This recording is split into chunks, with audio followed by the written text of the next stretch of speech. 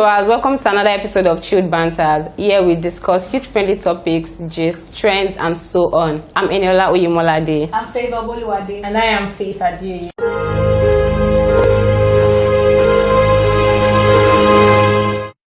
Okay, so a few months ago, there was a trending issue on Twitter about a young guy named Izu. Okay, so Izu was accused of sexual harassment by a young lady alongside other guys. According to reports, he tried reaching out to the young lady, but she was not yielding. This issue affected Izu so much that he ended up committing suicide. A particular day on Twitter, we saw a video where he was reading out a letter to his family and friends when he was about committing suicide. So, of course, Izu was depressed about the issue and ended up committing suicide, which is why today on Chilled Banters, we'll be talking about depression. According to experts, depression is a mood disorder. The feelings you experience when you are depressed include loss, anger, and sadness. So we interviewed a mental expert, Dr. Eniola, and she has this to say about depression. So today, speaking on depression. Depression is a type of mental illness. It is a mood disorder characterized by some major symptoms and minor symptoms. There are three major symptoms, like persistent feeling of sadness, loss of interest, and decreased energy.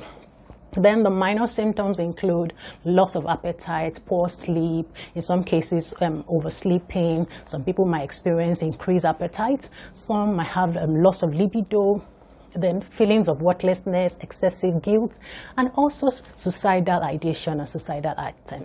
As you can see from statistics, in Nigeria, over 7 million people have depression, clinical depression for that matter, but only a few of them have access to treatment.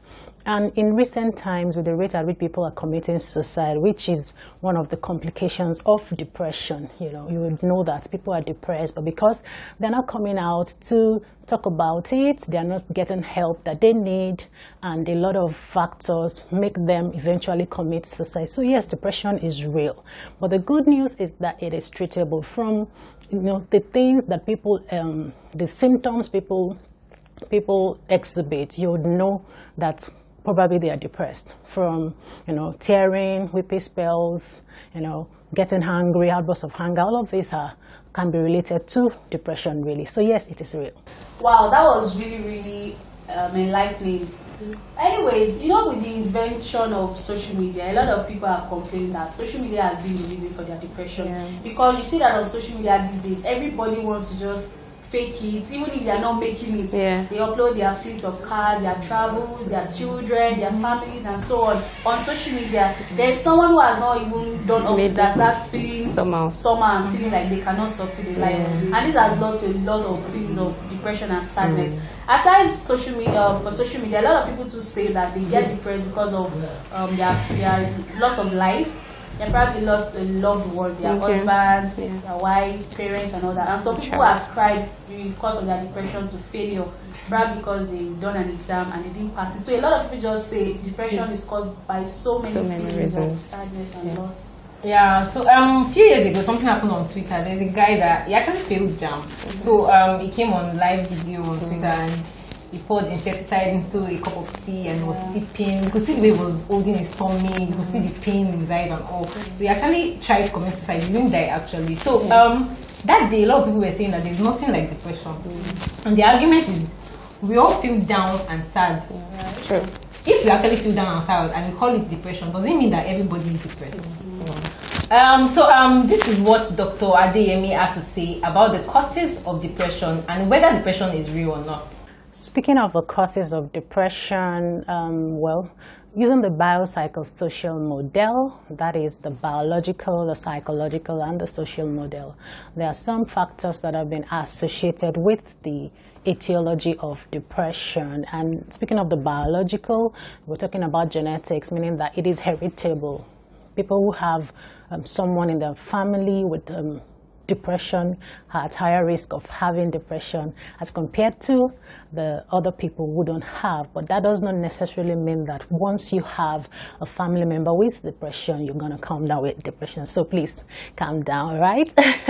All right, then other causes, like maybe a twin might have it, the other twin is more likely to have it. the bottom line of the biological is that it is irritable. Then another thing, it says some chemicals in the brain have been associated with the etiology of depression. I mean, the causes of depression.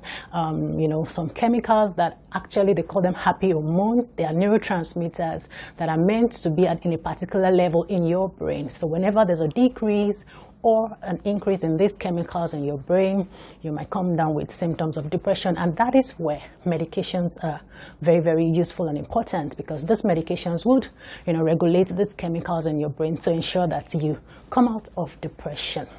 So that's about the biological causes. Then coming to the psychological causes, more of the way a person think, the way a person feel and the way a person behave.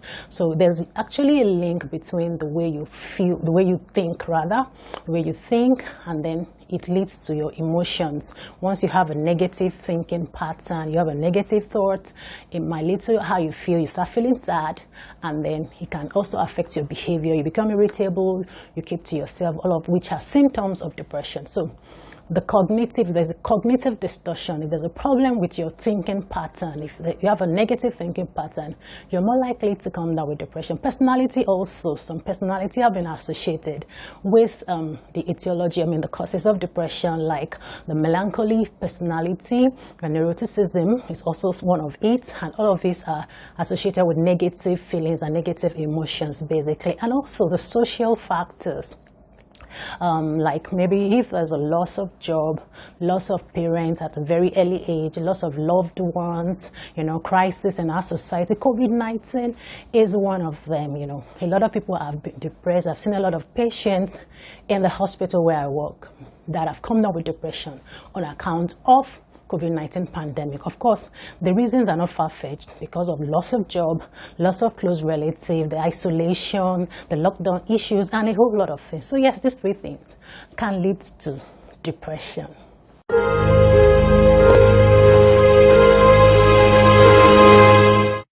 Yeah, some have said depression can lead to self-harm, substance usage, or even suicide, just like the case of Izu we mentioned earlier. So how can depression be prevented exactly?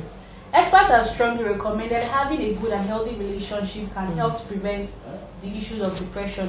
What does this mean? It means that whenever you're feeling down, you're feeling sadness, you're feeling like you can't contain your issues alone, try and speak out to somebody. Reach out to someone. It could be your family, your friend, your colleagues, even your religious leaders. Just make sure that you are not alone and don't isolate yourself. Yeah, and of course, try to avoid substance usage and self-harm. And if there is a particular person that triggers your depression, try and move away from the person. Yeah, it's not easy, but just try as much as possible. Also, exercise, eat well, sleep, and avoid stress as much as possible. So, according to Dr. Adeyemi, these are ways to tackle depression. So, speaking of the way forward, well, like I said in my opening statement, that depression is real, but it is treatable. So yes, depression is treatable. We need to first of all understand that.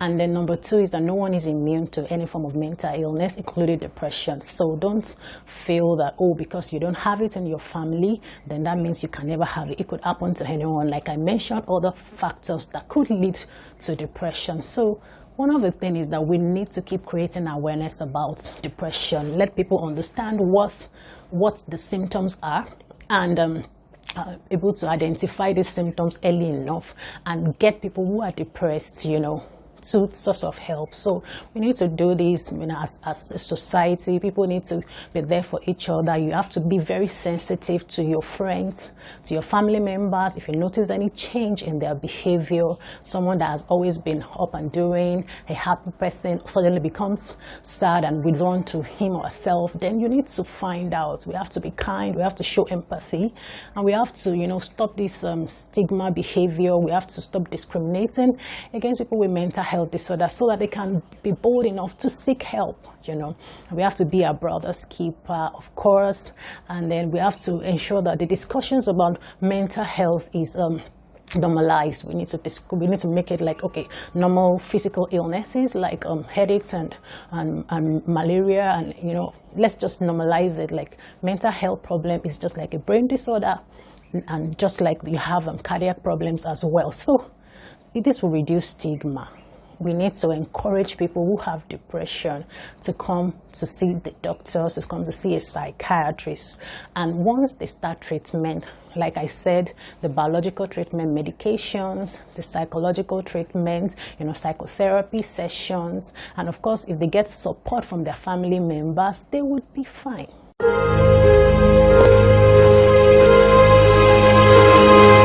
Yeah, and of course, we'd like to hear from you, our viewers. Have you been depressed before? What steps did you take? And do you even think depression is real? Drop your comments in the comment section. So we'll come your way again next week. I'm Eniola Oyemolade. I'm Favour. And I am Faith. See ya.